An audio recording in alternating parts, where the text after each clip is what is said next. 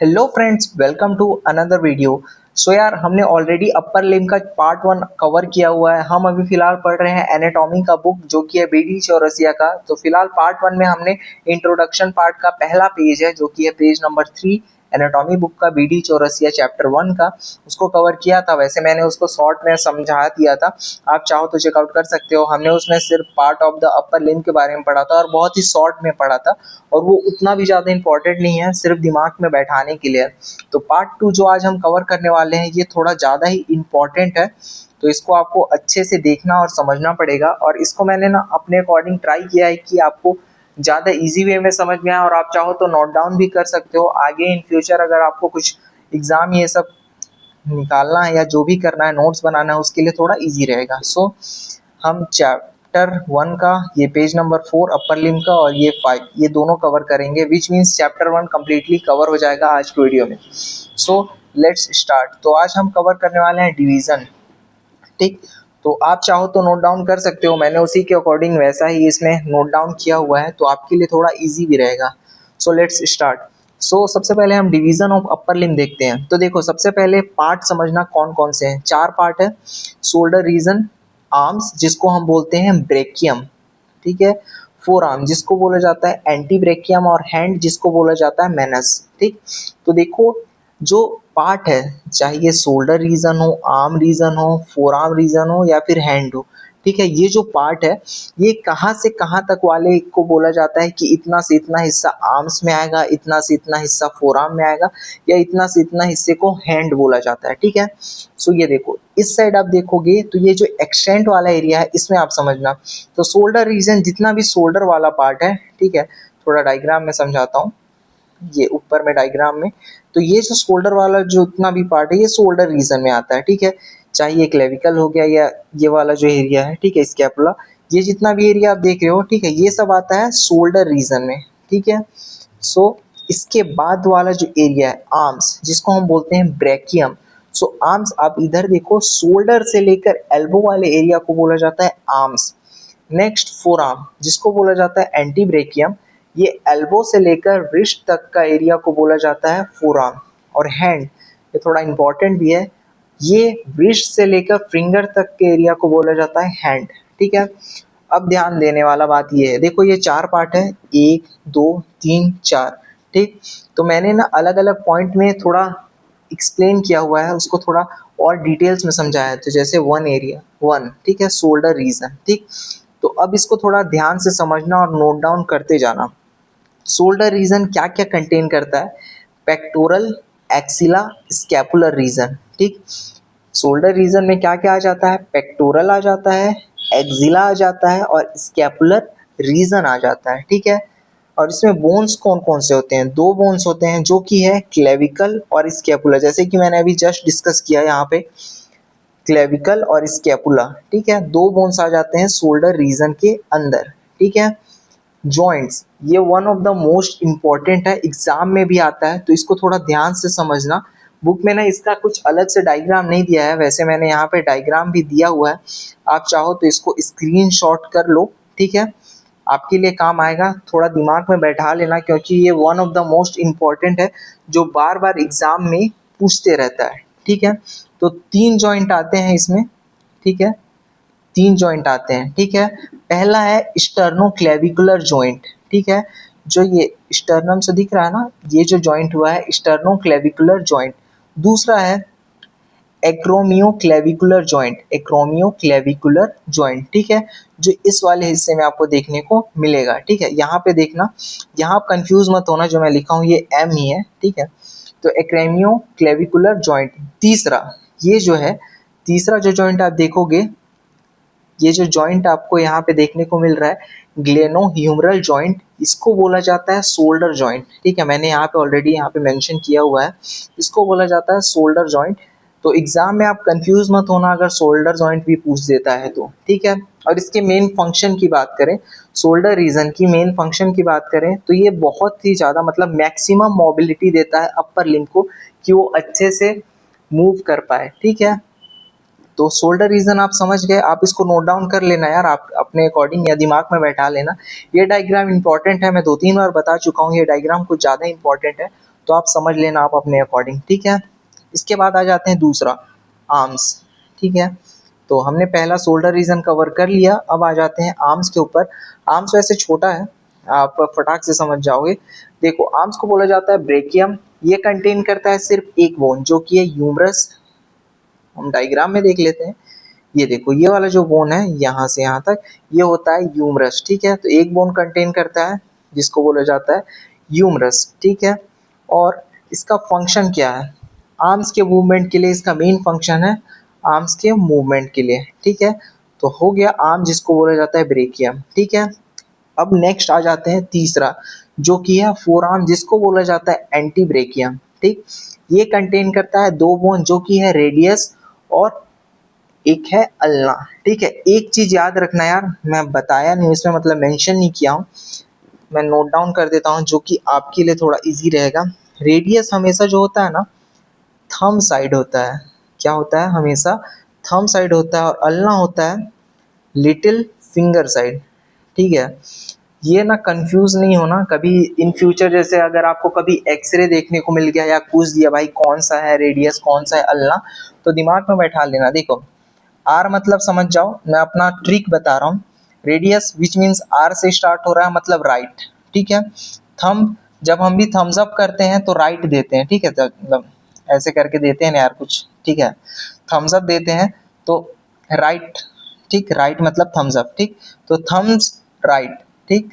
तो समझ जाना राइट मतलब थंब साइड, ठीक है, थम्स अप थंब साइड, ठीक है। तो एक ट्रिक है समझाने का ट्राई कर रहा हूँ, अल्लाह लिटिल फिंगर साइड, ठीक है। डायग्राम में समझने का ट्राई करो, ठीक। ये देखो जो थंब साइड है वो कौन सा हुआ, अभी जस्ट बताया था, थोड़ा दिमाग लगाने का ट्राई करो।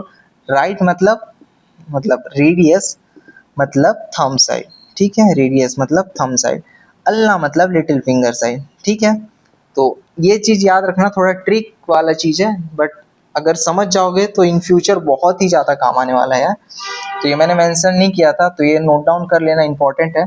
जॉइंट्स की बात करें तो इसमें आपको देखने को मिलेगा elbow joint, superior radio ulnar joint और inferior radio ulnar joint. Superior और इंफेरियर समझ गए, सुपीरियर मतलब ऊपर वाला, इंफीरियर मतलब नीचे वाला, ठीक है। सुपीरियर मतलब ऊपर का, इंफीरियर मतलब नीचे का, ठीक है। डायग्राम में समझने का ट्राई करते हैं, ये देखो सुपीरियर रेडियो अल्नर जॉइंट, इसको भी आप चाहो तो स्क्रीनशॉट ले सकते हो, आपके ऊपर है।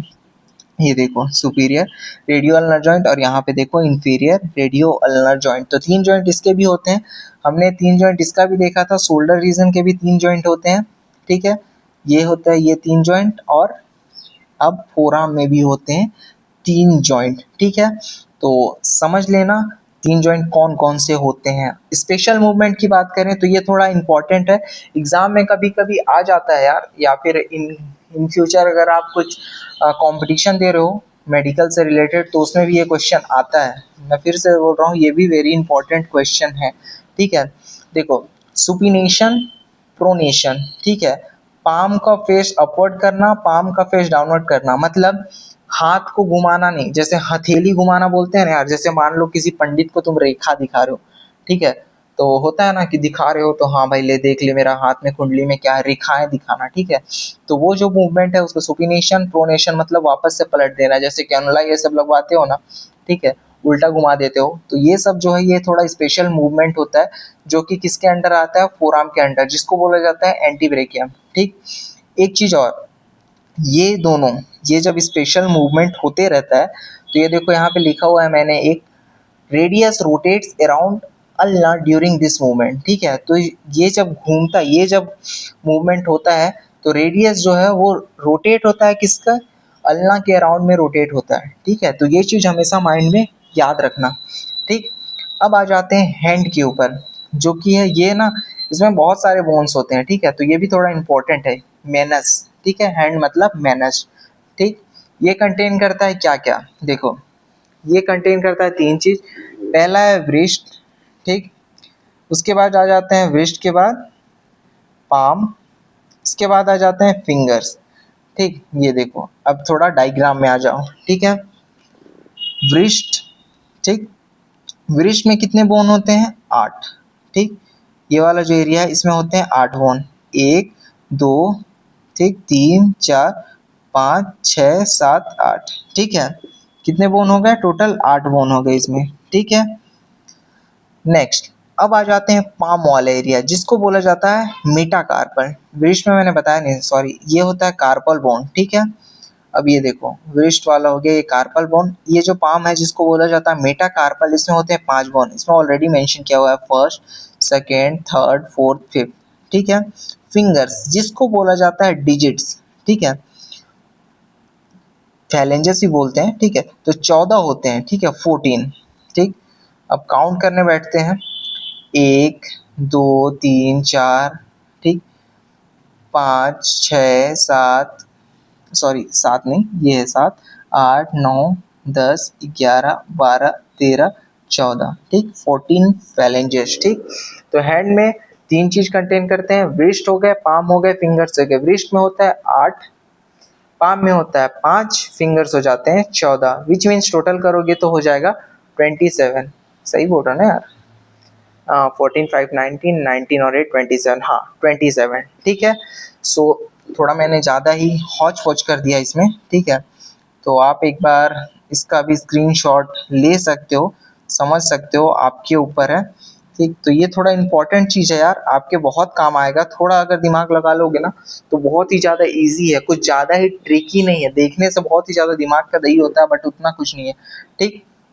नेक्स्ट इसमें एक और चीज़ दिया हुआ था यार आगे, इस बुक में ही एक टॉपिक है, यहाँ पे मैं दिखाता हूँ आपको। यहाँ पे दिया हुआ है ना, ये देखो, इवोल्यूशन ऑफ अपर लिम्ब, ये जो है बुक का टॉपिक, ठीक है। इसमें ज़्यादा कुछ नहीं है यार, ठीक है। कैसे बन गया ना इसमें, वैसे एग्जाम में नहीं आता है, फिर भी मैं एक ऐसे ही आपको समझाने का ट्राई कर देता हूँ, बता देता हूँ। Human hand become highly specialised, क्यों, किस वजह से हाईली स्पेशलाइज्ड बन गया, इवोल्यूशन ऑफ अपर लिम्ब कैसे हुआ, ठीक है। तो रेडियो अल्नर जॉइंट जो है, ठीक है, हमारा रेडियो अल्नर जॉइंट जो है वो थोड़ा ज़्यादा डेवलप हो गया। तो प्रोनेशन, और जो अपने यहाँ हमने पढ़ा था जो स्पेशल मूवमेंट में, ठीक है, तो ज़्यादा डेवलप हो गया। तो प्रोनेशन और सुपिनेशन, ये जो दो चीज़ है, ये ना थोड़ा ज़्यादा अच्छे से पॉसिबल हो पाया जब धीरे धीरे एवोल्यूशन स्टार्ट होते गया, ठीक है। तो जो क्लेविकल है वो थोड़ा डेवलप वेल्ड हो गया, पहले थोड़ा कर्व टाइप में होता था, वो थोड़ा स्ट्रेट हो गया, डेवलप हो गया क्लेविकल। तो इस वजह से क्या हुआ, जो हमारा ये जो क्लेविकल वाला है ये थोड़ा अच्छे से डेवलप हो गया। तो इस वजह से हमारा जो इवोल्यूशन हुआ ह्यूमन हैंड का वो थोड़ा ज़्यादा एडवांस हो गया, ठीक है, मोबिलिटी अच्छे से हो गया। जो थम्स है, जानवर में देखना थम्स उतना अच्छे से रोटेट नहीं होता है, तो और हमारा जो थम्स है वो 90 डिग्री तक अच्छे से रोटेट हो जाता है, ठीक है। तो इस वजह से हम चीज़ों को लिख सकते हैं, कुछ भी टूल्स पकड़ सकते हैं, कुछ भी चीज़ घुमा सकते हैं। तो ये जो चीज़ है बहुत ही ज़्यादा, उतना भी ज़्यादा नहीं है कि एग्ज़ाम में आएगा, बस थोड़ा दिमाग लगा लेना, बाकी वैसा कुछ नहीं है। नेक्स्ट यहाँ पे एक और है ना, ये जो डायग्राम है, ये जो फ्लो चार्ट आपको देखने को मिल रहा है, ये बहुत ही ज़्यादा इंपॉर्टेंट है। तो ये आप समझ लेना, मैंने जो जो चीज़ बताया वही वही चीज़ है यहाँ पे भी, ठीक है। बस थोड़ा दिमाग लगाओगे तो दिमाग में घुस जाएगा, ठीक है, कि इसमें क्या क्या है, हैंड है, wrist है, ठीक है, उसके बाद रेडियस है, ठीक, कैसे कैसे क्या क्या आया, उसके बाद ये जो फ्लो चार्ट है आप अपने दिमाग में बैठा लेना, कैसे कैसे कैसा, ठीक है। तो बस यार पार्ट 2 में भी यही था इंपॉर्टेंट चीज़, सबसे ज़्यादा इंपॉर्टेंट था डिवीज़न। ये बहुत अच्छे से मैंने कोशिश किया है कि आपको समझ में आ जाए, आई होप आपको समझ में आया होगा।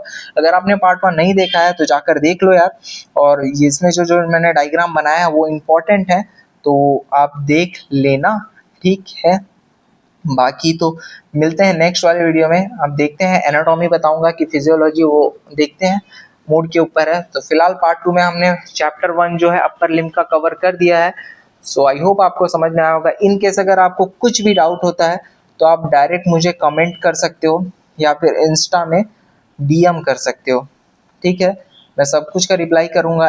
इन केस अगर आपको नोट्स भी चाहिए, ठीक है, so I will also provide you notes, ठीक है, पीडीएफ के फॉर्म में आपको मैं नोट्स दे दूंगा। सो बस यार आज का वीडियो यहीं पे ख़त्म करते हैं, मिलते हैं नेक्स्ट वीडियो के साथ। तब तक के लिए आप सब सेफ रहें, हैप्पी रहें, ठीक है। Be safe, be happy, bye bye, take care.